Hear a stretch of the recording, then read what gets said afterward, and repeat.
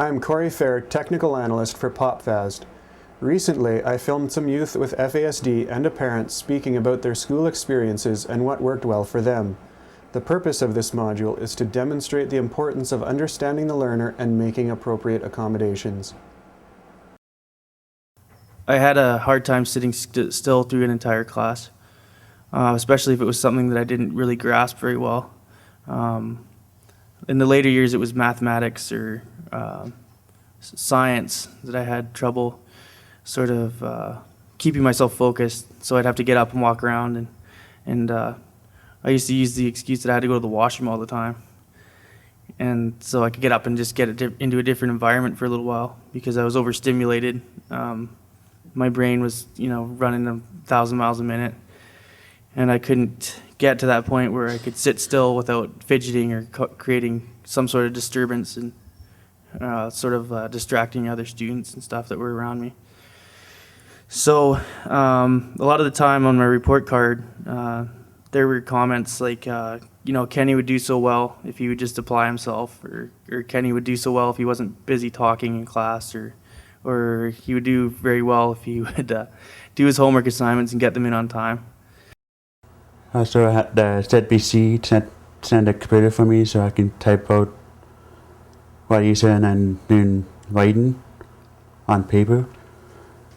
He also cocks out and I type them out. That helped me a lot. So I did grocery shopping for the kindergarten, so that helped me with how to set a budget and that. And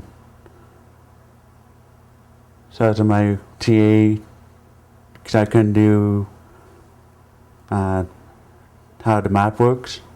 So she took me to one Buchan school to town, and I drew the map from there. So I understood how the map works. When I was in elementary school, I would sit down and I do assignment, and sometimes I get overwhelmed, and too overwhelmed that I would walk around the class or start talking to a classmate sitting beside me in another desk. And once I figured I was losing my concentration on the work that I'm supposed to be doing, the teacher would pick up sometimes, but not as much.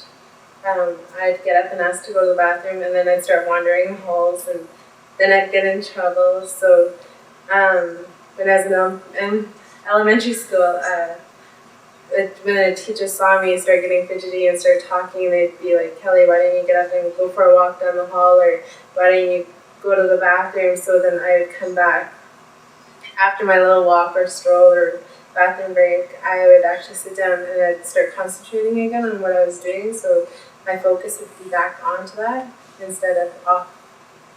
And my work would get done. The things that I found that worked for me when I was in school were teachers that would actually take the time to find if I was getting what they were talking about, and if I needed more support in certain areas of whatever it is I was learning. I didn't do very well at science, maths, socials, and English. It wasn't until grade 11 and 12 that I was in a work and learn program where I didn't have to take science, socials, and French. And so that really helped me a lot, because then I could focus all my energy on just the two subjects, science or English and math, where I didn't have a whole lot of troubles with once I was able to concentrate on it a lot. And the thing that worked well was that I only had 2 teachers who were teaching me instead of 8, and I didn't have to change classes. I was in one classroom for most of the day. I was able to take 2 electives of my choice, which I took cafeterias and mechanics, because they're both sort of a hands-on learning class, and I'm able to learn better when I see something done, and then I can repeat it almost immediately. One of them, I remember Kelly coming home in grade 1 and dragging down the driveway because she was crying so hard, and I ran out to see what was the matter. And I picked her up and I said, like, did you have a bad day at school, Kelly? I don't know, she said. I said, like, what happened at school? I don't know, she said. So I carried her in the house and I sat her on the cupboard and took her shoes off and realized that the soles of her socks were just black from walking in her socks. I said, didn't you wear your inside shoes today? I don't know, she said. And I opened her lunch kit, and in her lunch kit was her lunch packed just exactly the way that I had packed it in the morning. I said, how come you didn't eat your lunch, Kelly? I don't know, she said. She had a picture that she had started to color, but there was about one streak of color on it, and Kelly really liked to color. But what was startling was that her name was spelt like perfectly backwards, like in a mirror across the top of her page in her big printing. So we just put everything away and didn't talk about school anymore because she couldn't stop crying. What I discovered the next day when I went into the class was that the teacher had trying to do well, but had moved everybody's desks to a different position to try and give them a little bit of variety in the classroom. Kelly couldn't deal with that at that age. By moving her desk just across the room, turned her entire world upside down. She couldn't find her inside shoes, although they were right beside her desk. Her teacher said that she'd hung her coat on the floor, and she couldn't even find her coat hook because everything in her world had changed so drastically simply by moving her desk from one spot to the next. When she would see that Kelly was getting really frustrated, because when the frustration would start, the ability to learn was gone. It was gone completely. And when she'd see that frustration starting in there, she would give Kelly work that she had done the year before, or even 2 years before, so that she could do work and get it right.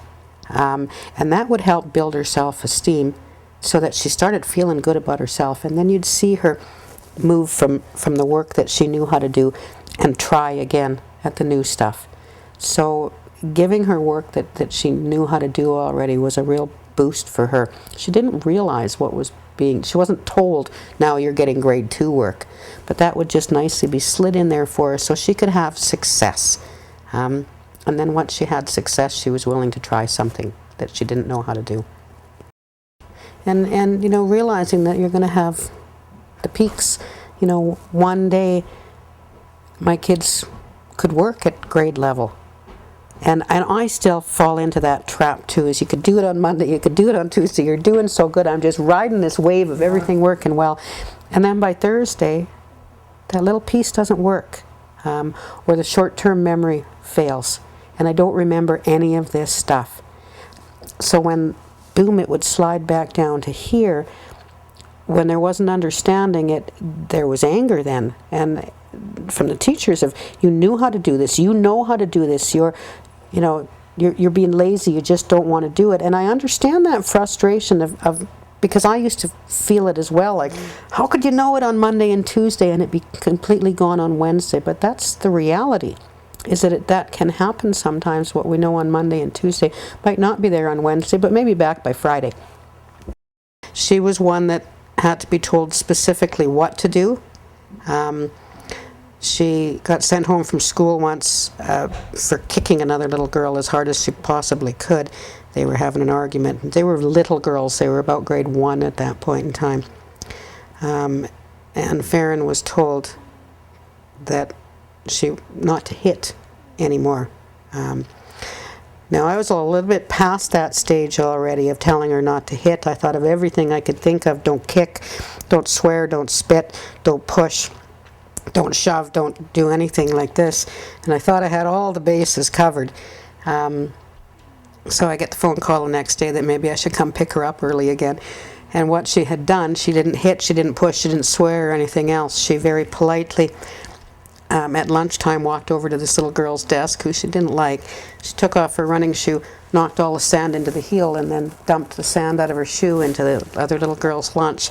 So she hadn't done all the things that she was told. So I needed to learn, and we all needed to learn, to tell her specifically what to do. And that was hands by her own body, her bum in her own seat. I find that I found with her and with some of my children, in telling them what to do, worked much better than telling them what not to do, because there's a real variety of things that you can do besides what you're told not to do. Some of my favorite subjects in school was like basically sports, and I had in grade 10 I was a socials teacher. Socials. I think it was because I liked the teacher, because he made it easy, and me and him got along, and he was real nice. That was pretty much it. He was really nice to me, and so that made me think, yeah, I can be nice to him, because I treat people how they treat me pretty much, and it made the class that much easier. And I didn't even realize that I was learning socials.